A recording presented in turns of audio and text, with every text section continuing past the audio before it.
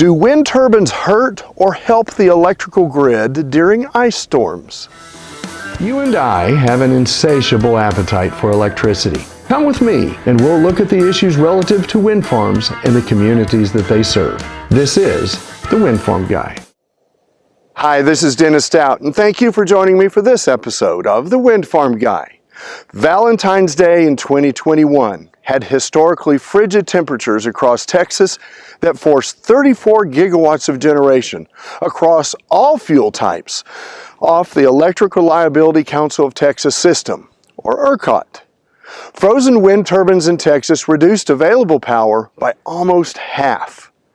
This came during a record blast of Arctic air, which caused record electrical demand, resulting in rolling blackouts. The Southwest Power Pool, or SPP, over its 14-state area, oversees the electric grid in the central U.S. from Oklahoma to North Dakota. It began directing its member utilities to implement controlled power interruptions to prevent more widespread uncontrolled outages. The Mid-Continent Independent System Operator, or MISO, which operates a grid that stretches across 15 U.S. states in the Midwest, the South, and the Canadian province of Manitoba, followed suit. ERCOT, MISO, and SPP had all issued Energy Emergency Alerts, or EEAs, and calls for conservation. These three ISOs service 30 states, or about two-thirds of the continental U.S., and they were all in a precarious situation. This massive storm caused multiple deaths and other serious outcomes and was a horrible tragedy. People opposed to renewables shared this on social media, claiming that it's proof that wind energy and other renewables are a bad idea. In reality, though, the rolling blackouts were caused by economics and not renewables. Let me explain. What if you lived in a nice cool area of the mountains? There are occasional record heat waves that make things very uncomfortable, but they're so rare that it's not worth spending the money on getting AC installed in your house. Or say you live in Phoenix. You do get an occasional snow in Arizona, but the economics of buying snow tires just doesn't add up in Phoenix. Being prepared for a problem that happens all the time makes great economic sense. It's money well spent for comfort and safety. However, it doesn't make sense to pay for something that will rarely be used. In emergency management, there's a concept of the X-year event. A 50-year flood is expected to happen on average every 50 years. When planning building codes, infrastructure, flood insurance, and power grids, the rarity of natural disasters are factored in. For example, in Florida, homes have to be built to withstand hurricanes better than in other parts of the country. In some parts of California, building codes require earthquake resistance. In other words, standards reflect the rarity of events in a given area so that the enhancements will be made in places where they're actually needed, and money won't be wasted in places where the problems are far less common. The power grids in the South are no exception. This was a unique winter storm that was extremely widespread with lots of moisture in West Texas, where there's usually not a lot of moisture. I know. I grew up in Odessa, in West Texas. It's very dry there with an annual precipitation of 14.6 inches. Some years, it's actually in single digits. It's a very dry place. So in Texas, a southern state, that generally doesn't get these sorts of storms, it doesn't make a lot of sense to spend millions or billions of dollars extra for grid upgrades to be prepared for them. You won't find many snowplows in Central or South Texas.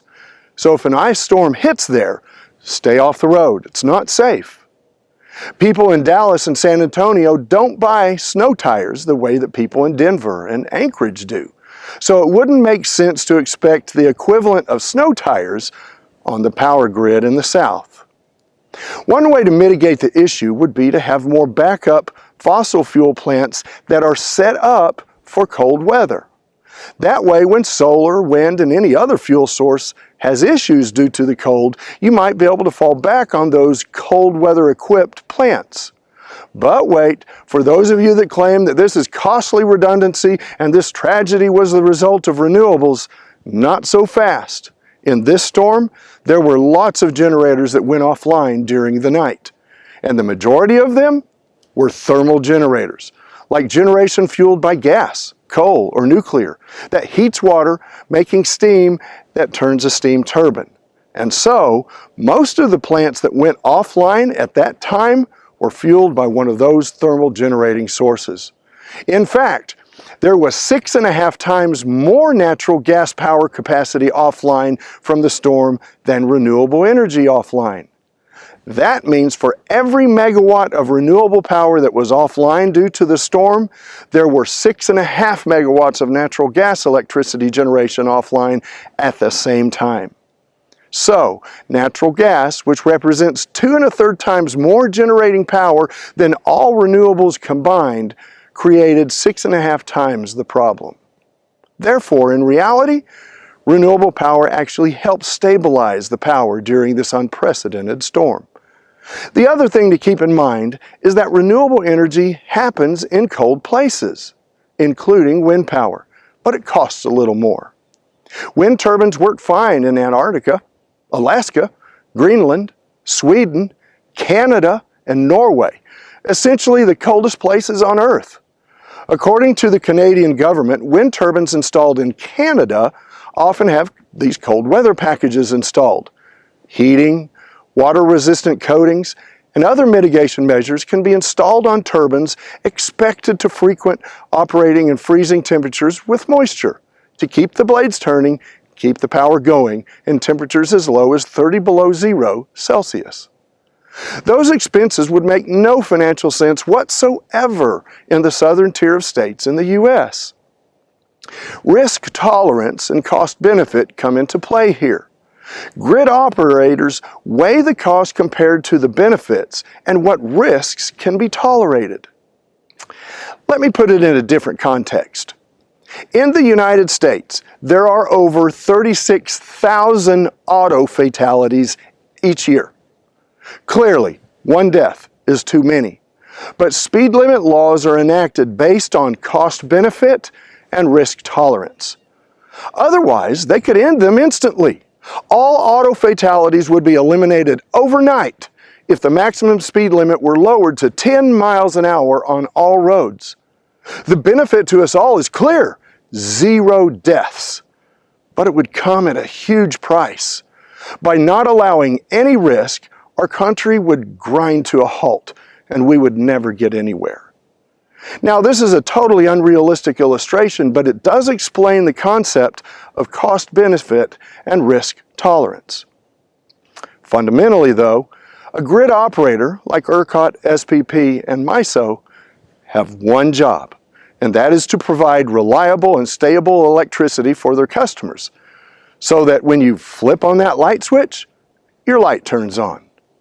To that point, they failed. Going forward, they could add a bunch of cold weather packages across all technologies so that this sort of thing never happens again. But that would be very costly. Do you want your electricity prices to go up? Well, no doubt these discussions are being had and a decision will have to be made. Do we want our electricity prices in the South to remain low, or do we want to pay higher prices so that the southern states' power is able to withstand a 100-year ice storm? That decision is above my pay grade. If you like what I've said today, be sure and click like and subscribe below. If you have thoughts or want me to address a particular topic relative to wind farms, please also leave me a comment. Renewable energy is a viable option in nearly all climates, as long as you plan for the unique challenges you're likely to face. When things go wrong, like they recently did in the U.S., it's economics and not renewables that are to blame. Step back and look at it logically. Keep in mind, though, there is no absolute right answer. One person accepts the risk of a rare storm to keep electricity prices low, while another person wants the safety of a grid prepared for anything, no matter the cost. Absolute rightness eludes us. This is Dennis Stout, and I'm the Wind Farm Guy. Thank you for watching. Working together, we can make good energy decisions and save our planet. I am the Windfarm Guy.